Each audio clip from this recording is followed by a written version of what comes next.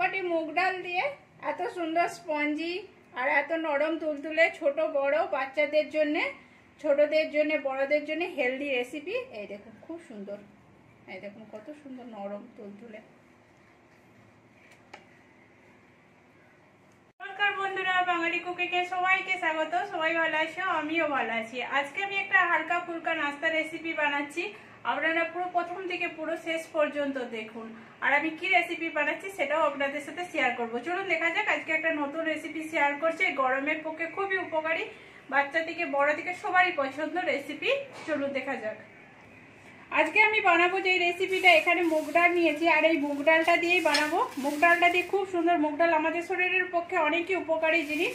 তো এই মুগ ডালটাকে আমি ধুয়ে ভালো করে 2 ঘন্টার মতো আমি ভিজিয়ে রেখে দিচ্ছি।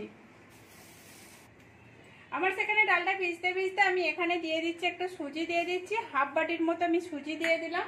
আর সেই বাটির মাপেতেই আমি হাফ বাটি দই দিয়ে দিচ্ছি। এবার সুজি আর দইটাকে আমি ভালো করে মিশিয়ে নেবো একসাথে। এরকম একসাথে আমি ভালো করে মিশিয়ে নিচ্ছি। এবার এর মধ্যে আমি একটু জল দেবো না, কেন জল দেবো, সুজিটা একটু ফুলবে সেই হিসাবে আমি একটু জল দিয়ে দিচ্ছি। এখানে সামান্য পরিমাণে একটু জল দিয়ে দিচ্ছি। জল দিয়ে এটা আমি 5 মিনিটের মতো ঢেকে রেখে দেবো, কেন সুজিটা ফুলতে টাইম লাগবে। এই দেখুন এখানে আমি ভালো করে মিশিয়ে নিচ্ছি, নিয়ে এটাকে আমি ঢাকা দিয়ে 5 মিনিট রেস্টে রেখে দিচ্ছি। এখানে আমি মুগ ডালটা যে ভিজিয়ে রেখেছিলাম 2 ঘন্টা হয়ে গেছে। আর এটা কতটা ভিজেছে এই দেখুন, আমার এখানে ভিজে গেছে। আর এখানে অবধি যে সকল বন্ধুরা দেখেছেন প্লিজ একটা লাইক দিয়ে দিবেন। পুরনো বন্ধুদের জানাচ্ছি অসংখ্য ধন্যবাদ, নতুন বন্ধুদের জানাচ্ছি একটু যদি আমার ভিডিওটা ভালো লেগে থাকে তাহলে সাবস্ক্রাইব করে আমার পাশে থাকবেন। দেখুন এখানে মুগ ডালটাকে আমি পুরো জল ঝাড়িয়ে নিয়েছি, নিয়ে এবার মিক্সারেতে আমি দিয়ে দিচ্ছি। এখানে পুরো ঢেলে নেবো মিক্সারেতে। এখানে আমি মুগ ডালটা দিয়ে দিয়েছি। এবার এখানে যে আমি দই আর সুজিটাকে ভিজিয়ে রেখেছিলাম, এইটা আমার 5 মিনিটের মতো হয়ে গেছে, এটাও আমি দিয়ে দিলাম এর মধ্যে। এখানে আমি দিয়ে দিয়েছি পুরোটাই। এবার এখানে আমি দিয়ে দিচ্ছি আদা, দিয়ে দিচ্ছি 1 ইঞ্চির মতো আদা ছোট ছোট করে কুচিয়েছিলাম, সেটাকে আমি দিয়ে দিলাম। এখানে আমি 2টো কাঁচা লঙ্কাকে ভেঙে দিচ্ছি। এই দেখুন এবার ঝালটা আপনাদের অনুযায়ী, আপনারা যদি একটু বেশি ঝাল খেতে পছন্দ করেন তাহলে ঝাল দেবেন, না দিলেও চলবে। এবার এইটাকে আমি ভালো করে মিক্সারে ঘুরিয়ে নিচ্ছি। এখানে আমি পুরো ভালো করে পিষে নিয়েছি।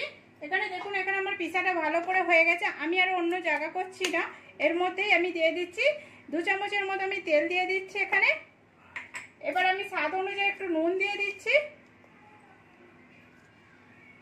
এখানে যদি আপনাদের কাছে থাকে ইনোটা দিয়ে দিতে পারেন 1 চামচের মতো। আমার এখানে ইনো নেই বলে আমি এখানে খাবার সোডাটা দিয়ে দিচ্ছি। এখানে 1 চামচের মতো আমি খাবার সোডা দিয়ে দিয়েছি। এবার এইটাকে আমি আরেকবার ঘুরিয়ে নেবো।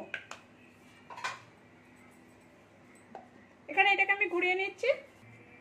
এখানে আমি ভালো করে ঘুরিয়ে নিয়েছি। এই দেখুন কেমন ভাবে হয়েছে, ফুলেছে। এবার আমি একটা জায়গা নিয়ে নিয়েছি, কুচা আপনাদের কাছে যেরকম থাকবে সেরকম হিসাবেও করে নিতে পারেন। আমি এরকম একটা জায়গা নিয়েছি, কেক বানানোর জায়গাটা নিয়েছি। এবার এটার মধ্যে আমি একটু তেল ব্রাশ করে নিচ্ছি। এখানে ভালো করে তেল ব্রাশ করে নেব চারদিকটা ভালো করে।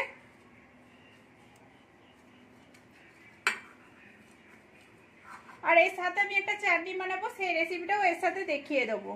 দেখুন এখানে আমার পুরো ভালো করে হয়ে গেছে।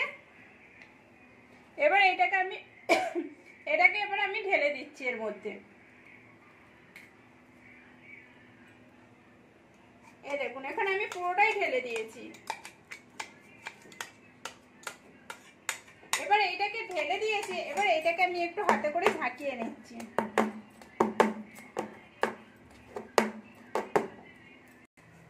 এখানে আমি কড়াটা বসিয়ে দিয়েছি। কড়ায় এবার জলটা গরম হয়ে গেছে, একটা স্ট্যান্ড বসিয়ে দিয়েছি আর জলটাও গরম হয়ে গেছে। এবার এর উপরে আমি এটা বসিয়ে দিচ্ছি। এটা আমি বসিয়ে দিয়েছি। এবার এর উপর থেকে আমি একটু চিলি ফ্লেক্স দিয়ে দিচ্ছি। এই দেখুন এটা দেখতে ভালো লাগবে বলে একটু আমি চিলি ফ্লেক্স দিয়ে দিচ্ছি। এই দেখুন কত সুন্দর লাগবে, উপরটা দেখতে সুন্দর লাগবে, খেতেও খুব সুন্দর লাগবে। এবার এর মধ্যে আমি ঢাকা দিয়ে দিচ্ছি। এটা আমি 25 মিনিটের মতো অপেক্ষা করব। কম আঁচেতে আমি দিয়ে এটা 25 মিনিট অপেক্ষা করব। আমি চাটনি বানানোর জন্য এখানে আমি শুকনো নারকেল নিয়ে নিয়েছি, একটুখানি সামান্য পরিমাণে শুকনো নারকেল নিয়ে নিয়েছি। এবার আমি 2 চামচের মতো ছোলার ডাল দিয়ে দেবো। এখানে 2 চামচের মতো আমি ছোলার ডাল দিয়ে দিলাম। এখানে কাঁচা লঙ্কা দিয়ে দিচ্ছি আমি 2টো। সামান্য পরিমাণে আমি ধনেপাতা দিয়ে দিচ্ছি এর মধ্যে। আর এখানে আমি দিয়ে দিচ্ছি একটু তেঁতুল দিয়ে দিচ্ছি, একটু টক ভাবটা আসার জন্য আমি তেঁতুল দিয়ে দিচ্ছি। এই তেঁতুলটা দিয়ে আমি ভালো করে একটা পেস্ট বানিয়ে নিচ্ছি। এখানে আমার 25 মিনিট হয়ে গেছে, আমি এবার খুলে দেখছি। এই দেখুন একটা ছুরি নিয়েছি, আমি ছুরিটা লাগিয়ে দেখছি। এই দেখুন, তার মানে আমার এটা হয়ে গেছে। এটাকে এবার আমি নামিয়ে নেবো আর এটা আমি একটু ঠান্ডা হতে দেবো। এখানে এটা আমার ঠান্ডা হয়ে গেছে, এবারে এটাকে আমি কেটে নিচ্ছি ছুরিতে করে। এই দেখুন একটা করে আমি পিস করে নিচ্ছি। এখানে আমি যেমন আপনাদের থাকবে সেরকম হিসাবে আপনারা পিস করবেন, আমি সেরকম হিসাবে পিস করছি। এখানে আমার পিসটা করা হয়ে গেছে আর এদিকে আমি কোড়াটা বসিয়ে দিয়েছি। কোড়াটা আমার গরম হয়ে গেছে, এবার আমি এখানে 2 চামচের মতো তেল দিয়ে দিচ্ছি। তেলটাকে একটু গরম হতে দেবো। এখানে আমার তেলটা গরম হয়ে গেছে, আমি এখানে তরকার জন্য জিরে নিয়েছি 1/2 চামচ, এখানে সরষে 1/2 চামচ দিয়েছি, 2টো শুকনো লঙ্কা নিয়েছি, এখানে 1/2 চামচ ছোলার ডাল নিয়েছি, এটা উড়োর ডাল নিয়েছি 1/2 চামচ, এখানে কারি পাতা নিয়েছি। এগুলো আমি সব একসঙ্গে দিয়ে দিচ্ছি। কড়াতে আমি সবগুলো দিয়ে দিচ্ছি আর এইগুলো আমি একটু ভেজে নেবো। দেখুন এখানে আমি এটা একটু ভেজে নিচ্ছি। এবার এই কারি পাতাটাও আমি দিয়ে দিচ্ছি এর মধ্যে। এখানে আমি সবগুলো দিয়ে দিলাম, দিয়ে একটু হালকা ভেজে নেব। এখানে এই তরকারিটা আমার ভাজা হয়ে গেছে, এবার 1 চামচের মতো আমি তুলে নিচ্ছি। এই চাটনিটার উপরে আমি দিয়ে দিচ্ছি। এখানে যে আমি চাটনিটা পেস্ট করেছিলাম এখানে এবার দিয়ে দিলাম, দিয়ে এটাকে আমি ভালো করে এর সাথে মিশিয়ে নিচ্ছি। এই দেখুন এখানে আমি ভালো করে মিশিয়ে নিচ্ছি এর সাথে। এখানে আমার চাটনিটা পুরোটাই হয়ে গেল। আর এদিকে আমার পুরো যেটা আছে আমি সেটার মধ্যে এখানে যে বানিয়েছিলাম এগুলো আমি কেটে তুলে নিয়েছি, এবার এগুলো আমি দিয়ে দিচ্ছি। এখানে আমি সবগুলো দিয়ে দিলাম, দিয়ে আমি একটু হালকা এরকম করে নেড়ে নিচ্ছি এর সাথে। আপনারা খুন্তির সাথেও নেড়ে নিতে পারেন কিংবা প্লেটের উপরে ঢেলেও নিতে পারেন। এটা প্লেটের উপরে রেখে তার উপরে তরকারি ঢেলে দিলেও হয়ে যাবে। এখানে আমার এটা পুরোটা কমপ্লিট হয়ে গেল। এবারে আমি এখানে প্লেটে ঢেলে নিচ্ছি। এই দেখুন এখানে আমি পুরোটাই প্লেটে ঢেলে নিচ্ছি। আর এটা দেখতেও খুব সুন্দর হয়েছে। এই দেখুন কত সুন্দর হয়েছে, উপর দিকটা ভিতর দিকটা কতটা নরম আর সফট, কতটা সুন্দর।